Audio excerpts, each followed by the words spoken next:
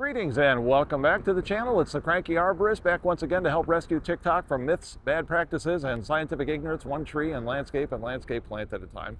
So I wanted to show you something here that I actually see in the landscape all the time. Again, I'm in the Great Lakes region here in North America. Now this is a lovely Pinus sylvestris, so it's a Scots pine. Now that's pretty much what they look like. That's not really a problem. That's pretty much your garden variety evergreen. That's pretty healthy, older but healthy.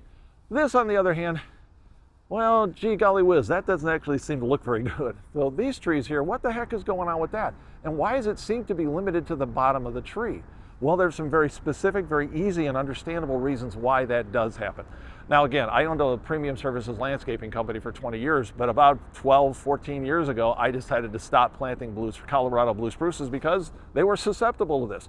This is probably a Colorado blue spruce. I think this might be white spruce. This is a slightly less blue Colorado blue spruce. But you can see this is a problem. What is this problem? Well, in my area, and I'll defer to yours, it might be something different in your area. In my area, this is called Rhizosphaera needlecast. It's a needlecast disease that causes the death of the needles. They actually start kind of turning purple as the fungus is kind of getting a foothold, and over a couple of seasons it just starts killing branches. But why is it seemingly only killing branches at the bottoms of the trees?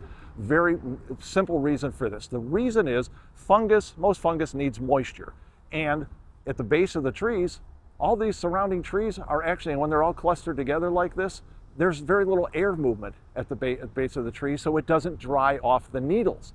Interestingly, the tops of the trees, they seem to be doing just fine, because the higher up you go in elevation, the higher the wind speeds are. So all the upper portion of the canopy, most of it, is actually being dried off by the wind, and the fungus doesn't have an environment to survive.